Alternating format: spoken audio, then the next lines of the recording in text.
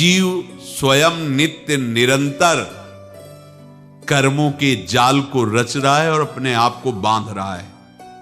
आपको मुक्त होना है, बंधना नहीं है। जीव का जन्म कर्मों के अनुबंध से होता है, कर्मों के बंधन से होता है, और उसको अपना ऋण चुकाना होता है। कर्मानुबंध ये बहुत सूक्ष्म विषय है। जैसे आप जिस परिवार में जन्म लिए हैं तो उस परिवार के लोगों से आपका ऋण है, इसलिए उसी परिवार में आप आए हैं। और ऋणानुबंध उसको बिना चुकाए या बिना वसूल किए आप वहां से जाएंगे नहीं। आपको लेना है तो वसूल करना है और देना है तो चुकाना है। ये पूर्व के जन्मों से निश्चित किया गया है।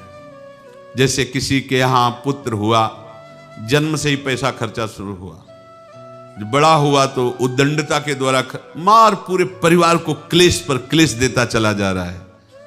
ये तुम्हारे कर्म का फल है। या ऐसे शक्तिहीन बुद्धिहीन ऐसे पागल पूरे जीवन सेवा करो, तुमसे अपना हिसाब चुकाने के लिए वो आया है। अब परिवार के जो सदस्य जुड़े आके, मतलब पत्नी आते ही पूरी हृदय में आनंद, परिवार में आनंद, और जीवन भर वो आनंद ही सुख देने के लिए उसका जन्म हुआ। वो अपना ऋणानुबंध मुक्त, और आते ही भयंकर क्लेश खड़ा कर दिया, बीच में दीवार और झगड़ा वैसा, फिर अतरे दिन मारपीट शुरू, कलह अशांति, पूरा जीवन नरक हिसाब करने आए। यहां ऋण चुकाए बिना कोई जा नहीं सकता, ऋण चुकाना पड़ेगा। किसी का ऋण वसूल करना है तो किसी को ऋण चुकाना है, दोनों काम करने होते हैं। अनेक जन्मों में अनेक लोगों के साथ हमने जो बर्ताव किए हैं, अच्छे या बुरे, वो होंगे। अब किसी आदमी को हम जानते नहीं, अचानक मिला, अचानक टक्कर लगा और मार पीट गाली गुप्ता सब कर दिया, चुपचाप सह लो। क्यों? ये आपका हिसाब है, पूर्व का हिसाब। हमारा उससे कोई द्वेष नहीं, कोई संकल्प नहीं। अचानक घटना घटी और हमसे द्वेष करने लगा, हमें पीटने लगा, हमें गालियां दे, ये हिसाब है, चुपचाप सह जाओ। अपने घर का भाई ही भारी दुश्मन बन गया और क्लेश दे, हिसाब है।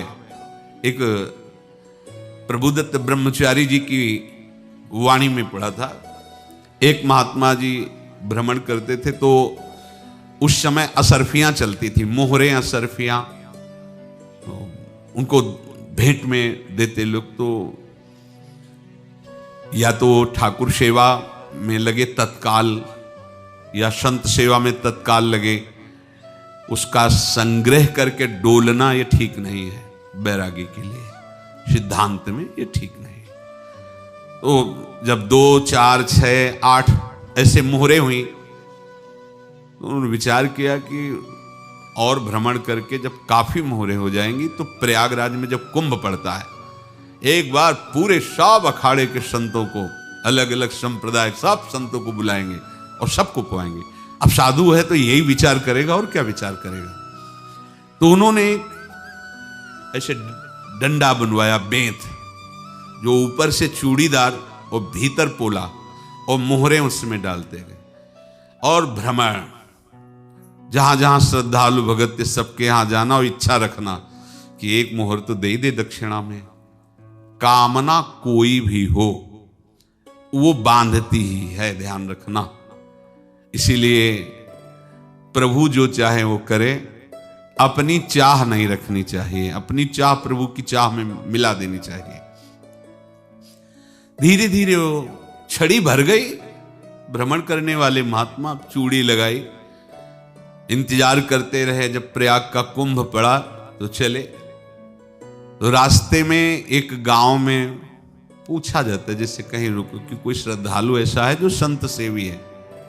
तो कुछ लोगों ने बताया, हाँ एक परिवार है बहुत संत सेवी है और आपको मिलाते हैं उनसे। आइए महाराज, घर में रुका, खूब अच्छा हलवा पूड़ी पवाया, और जो घर के मालिक थे चरण दबाए। चरण दबाते दबाते उनकी दृष्टि पड़ी उस डंडे पे, इतना मोटा और ऊपर से कुछ चूड़ी सी भी नजर आ रही। इस डंडे में तो कोई रहस्य है ही है। अब महात्मा जी को खवा पिला के सुला दिया। महात्मा जी जब सो गए तो पत्नी से धीरे से कहा, वो डंडा लाओ बाबा जी का डंडा। और वो चूड़ीदार जो ही खोला पलटाया तो सैकड़ों मोहरे।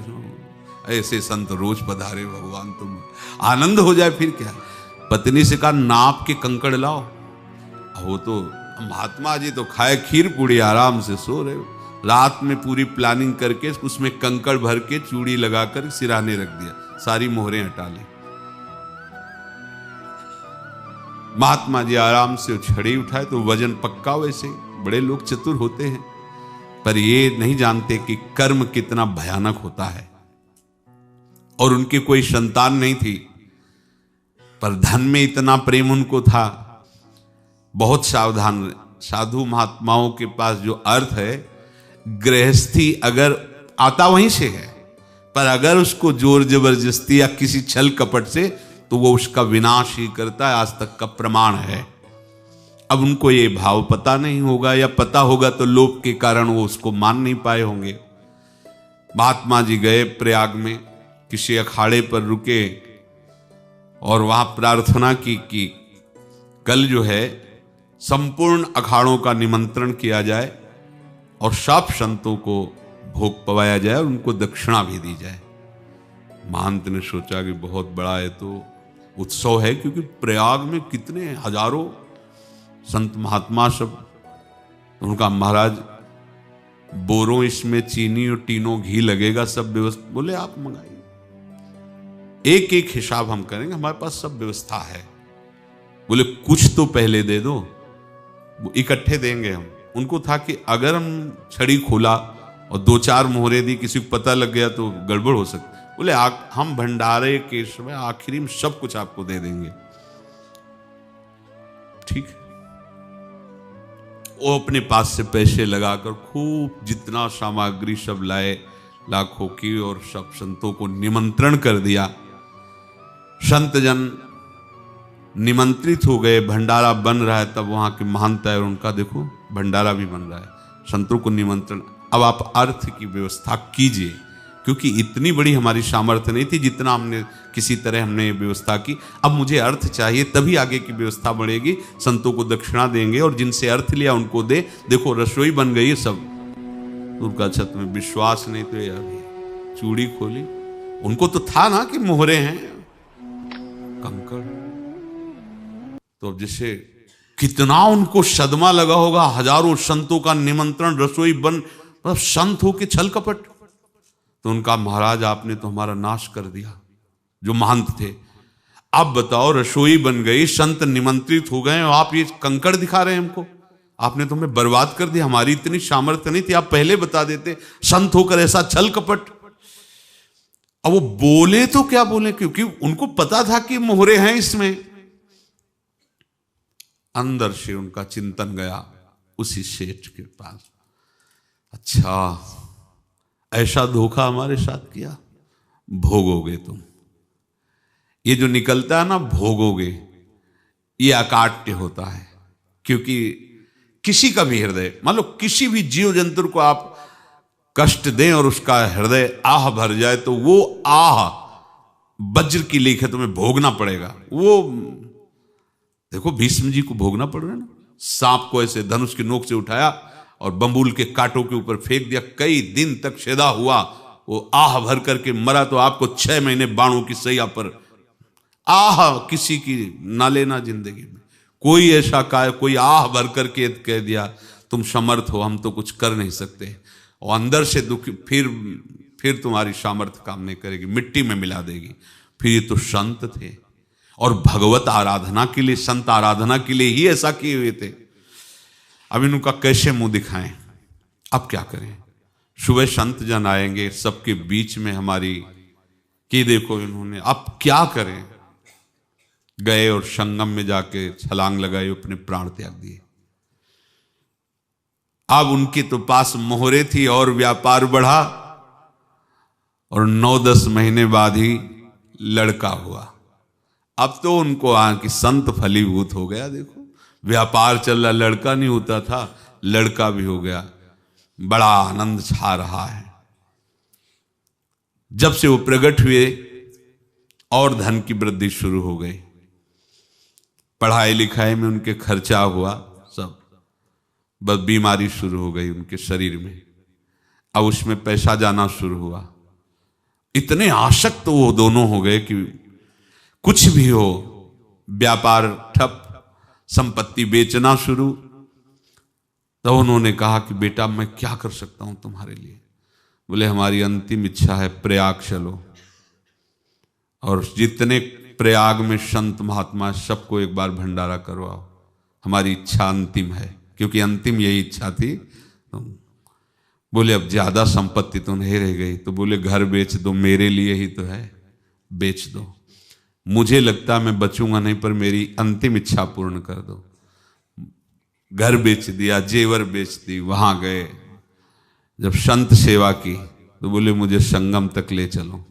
संगम तक ले गए और बोले समझे तुम चुराए थे और हमने उसको छीना है, कुछ नहीं रह गया तेरे पास कुछ, अब केवल ममता और आसक्ति में जलकर मर और नरक प्राप्त कर। मैं वही महात्मा हूं जिसकी तूने मोहरे ली थी, शरीर छोड़ दिया। महात्मा को जन्म लेना पड़ा और इनको दुर्गति भोगनी पड़ी।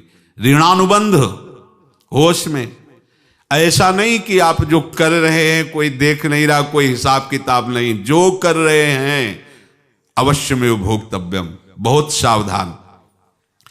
अनेक जन्मों में अनेक लोगों से जो कुछ लिया दिया है, इस लेने देने को मिटा देने के बाद ही तुम मुक्त हो गए। इसीलिए एक उपाय है, लेना न देना मगन रहना। क्या? मालिक को समर्पित हो जाओ, मालिक को अपना माना हुआ समर्पित कर दो, खत्म। अहम त्वाम स्वरूपापेभ्यो मोक्षयिष्यामि, सब खत्म, आगे पीछे लेना देना सब खत्म। एकादश स्कंद में भगवान श्री कृष्णचंद्र जी ने कहा जो मेरे चरणों का आश्रय लेकर भक्त मेरा भक्ति करता है, उसके पितृ ऋण, मातृ ऋण, देव ऋण, ऋषि ऋण, सब ऋणों से मैं मुक्त कर देता हूं। बस यही एक उपाय है जो इसके बंद करने का उपाय भक्तों के लिए है, वो यही है, भगवान की शरण में होकर अपना माना हुआ पूरा भगवान के अर्पित कर दो। अर्पित करने का तात्पर्य उसमें अहम हटा दो। तो दियम वस्तु गोविंदम तुभ्यमेव समर्पये।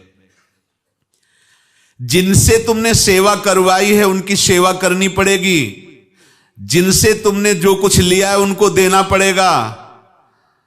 ये लेने देने का व्यापार जब तक समाप्त नहीं होगा तब तक तुम्हारा जन्म मरण चलता रहेगा। अब आपको यहां समझना है, यदि आपसे किसी ने पैसे लिए बेईमानी करके नहीं दे रहा है तो आप उसको गाली मत दीजिए, आपने बेईमानी की थी इसलिए आपकी बेईमानी हुई है, ले गया, कोई बात नहीं है, बंधन से मुक्त हुए, जो बोझा था चला गया। उसको ऐसा ना देखे कि ये बेईमान हमारे रुपए मार लिए, अब जो कुछ होगा देखेंगे। अगर आप आगे नया कुछ करते हैं तो फिर आगे का हिसाब आपको भोगना पड़ेगा, ध्यान रखना। ऐसा नहीं है कि आपको भोगना नहीं पड़ेगा। एक ही उपाय है कि अब जो शरीर धारण किए इसी में जो भोग ले, आगे ना होना चाहिए। तो क्या करे?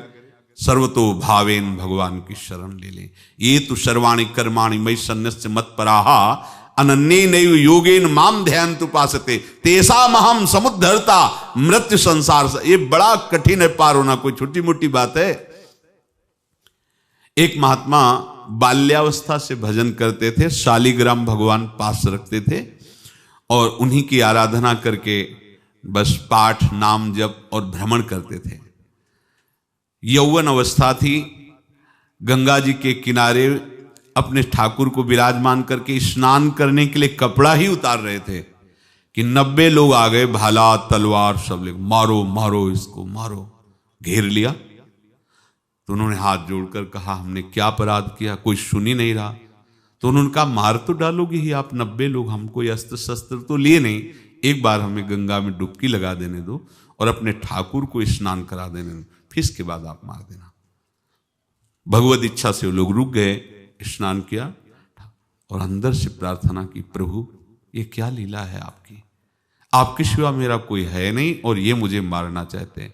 तो भगवान ने जानते हो क्या कहा उनके अंतर में, तुम मेरे में ध्यानस्थ हो करके शरीर को छोड़ो, ये लोग मारेंगे, ये मेरे भजन का फल है कि तुम्हें 90 जन्म नहीं लेना पड़ेगा। एक ही जन्म में 90 मिलके, तुमने 90 हिंसा की थी पूर्व में, तो तुम्हें 90 बार जन्म लेना होता और एक एक करके मारते। ये मेरे भजन का प्रताप है कि एक बार में ही 90 का हिसाब हो जाएगा।